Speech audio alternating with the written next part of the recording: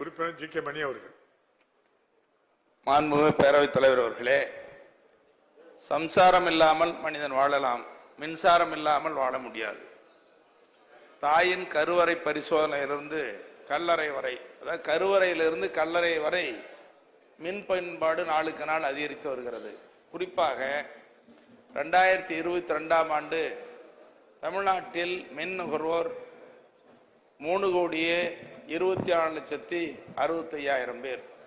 2023ஆம் ஆண்டு 3,31,16,000 பேர் என மின் நுகர்வோர் எண்ணிக்கை அதிகரித்து வருகிறது. மின்சாரத்தினுடைய பயன்பாடு நாளும் அதிகரிக்கிற இந்த வேளையில் மின் உற்பத்திக்கு நம்முடைய தமிழ்நாட்டின் மின் தேவை என்பது 17,000 மெகாவாட்.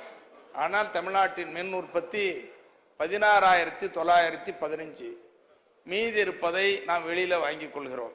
ஆனாலும் கூட இந்த மின் உற்பத்தி என்பது நீர் மின் நிலையங்கள் மூலமாக, உதாரணமாக குந்தா, காடம்பாறை, மேட்டூர் உள்ளிட்ட பெரிய அணைகள், அதோடு சிற்றணைகள், கதவணைகள் என மொத்தம் நீர் மின் உற்பத்தி நிலையங்கள் 47 இருக்கிறது. இவற்றின் மூலமாக 2,320 மெகாவாட் உற்பத்தி செய்யப்படுகிறது.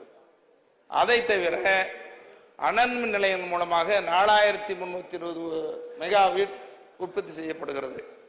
இதோடு காற்றாலை, அணுமின் நிலையங்கள் மூலமாக உற்பத்தி செய்யப்படுகிறது. இந்த மின் உற்பத்தியை பார்க்கிற நேரத்தில் அனல் மின் நிலையங்கள் மூலமாகவும் மற்ற மின் நிலையங்கள் மூலமாகவும் உற்பத்தி செய்கிற வேளையில் இது சுற்றுச்சூழல் சீர்கேடு, மாசுபடுதல், உயிரினங்களுக்கு கேடு விளைவிக்கின்ற காரணத்தால் நீர் மின் நிலையங்கள் உற்பத்தி செய்வது பொருத்தமாக இருக்கும். அதே நேரத்தில் அதற்கு மின் உற்பத்தி செலவும் அதிகமாகிறது.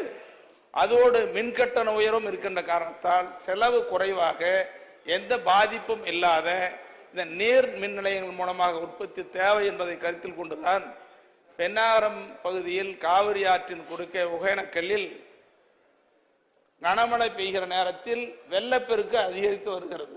ஆண்டுக்கு 160-250 மெகாவாட் டிஎம்சி தண்ணீர் கடலுக்கு வீணாக செல்கிறது. அப்படிப்பட்ட இடத்தில் நீர் மின் நிலையங்கள் அமைத்தால் மிக ஏதுவாக இருக்கும் என்ற காரணத்தால் தமிழக அரசு இந்த திட்டத்தை நிறைவேற்றுவதற்கு முன்னுரிமை என்பதை மறுபரிசீலனை செய்யுமாறு அன்போடு கேட்டுக்கொள்கிறேன். மாண்புமிகு அமைச்சர் அவர்கள்.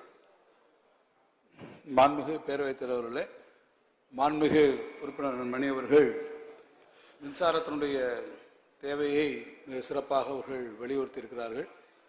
துவக்கத்திலே சம்சாரம் இல்லாமல் இருந்து விடலாம் என்று சொன்னார்கள். அதில் இங்கே இருக்கக்கூடிய எத்தனை பேர் ஏற்றுக்கொள்வார்கள் என்று தெரியவில்லை. நான் அதை உறுதியாக ஏற்றுக்கொள்ளவில்லை என்பதை முதற்கண் நான் இந்த அவைக்கு தெளிவுபடுத்த விரும்புகிறேன். அவர் அடுத்து மின்சார தேவையை குறித்த அளவில் நீங்கள் குறிப்பதை போல பல்வேறு மின் திட்டங்கள் நம்ம இப்போ நிறைவேற்றிட்டு வரோம். அது அனல் மின் திட்டங்கள், காற்றாலை மூலமாக இருக்கக்கூடிய மின் உற்பத்தி திட்டங்கள், புனல் மின் நிலையங்கள் என்று பல திட்டங்களை நாம் உருவாக்கி வருகிறோம். பொதுவாக இன்றைக்கு உலகம் மரபுசாரா எரிசக்தியை நோக்கி நாம் பயணிக்க துவங்கி இருக்கிறோம். ஒருபுறம் ஃபாசில் ஃப்ரீ நம்மளுடைய பவர் நமக்கு வர வேண்டும். சில மேற்கத்திய நாடுகள் எல்லாம் பார்த்தீங்கன்னா அனல் மின் நிலையங்கள் போன்றிருக்கக்கூடிய இடங்களில் எங்கே அதிகமான மாசுகள் உற்பத்தி ஆகுதோ அந்த இடத்துல பெனால்ட்டி போடுற அளவுக்கு போகிறார்கள். எனவே தான் புதிய அளவிலே காற்றாலை மின்சாரங்களை உற்பத்தி செய்யக்கூடிய ஒரு திட்டங்கள் இப்போ பெருமளவிலே நமக்கு வரக்கூடிய இன்வெஸ்ட்மெண்ட்ஸ் பார்த்தீங்கன்னா கூட சோலார் அண்ட் விண்ட் பவர் வரப்போகும்போது நம்முடைய தென் தமிழகத்தை நோக்கி பெரிய அளவில் இன்னைக்கு நமக்கு இண்டஸ்ட்ரியல் இன்வெஸ்ட்மெண்ட்ஸும் வருது. எனவே தமிழ்நாடு என்பது இந்திய அளவிலே இன்றைக்கு இத்தகைய நான் கன்வென்ஷனல் எனர்ஜி, மரபுசாராத எரிசக்தியை உருவாக்குவதில் மிக முன்னணியாக இருக்கிறது.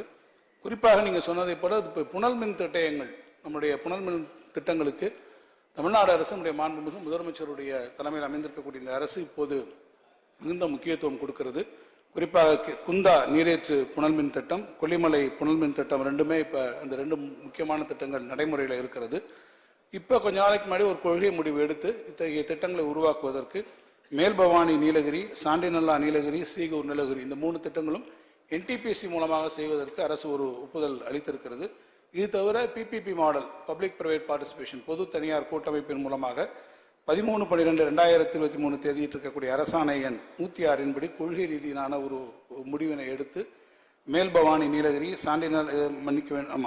மேல்பவானி நீலகிரி, சாண்டிநல்லா நீலகிரி, கோதையாறு, மணலாறு, ஆழியாறு, வெள்ளிமலை, பாலார், பொருந்தலார், மஞ்சளாறு, சில்லகல்லா, சாத்தார், கன்னியாகுமரி ஆகிய இடங்களிலே இந்த திட்டங்களை அமைப்பதற்கும் அரசு இப்போது அனுமதி வழங்கியிருக்கிறது. எனவே புதிய புனல் மின் திட்டங்கள் நீங்கள் கோரியவாறு நிறைய திட்டங்களை எடுத்துக்கொள்வதற்கு அரசு ஏற்கனவே ஆவணம் செய்திருக்கிறது. பாதகம் செய்பவரை கண்டால் நாம் பயங்கொள்ளலாகாது பாப்பா, மோதி மிதித்து விடு பாப்பா, அவர் முகத்தில் உமிழ்ந்து விடு பாப்பா.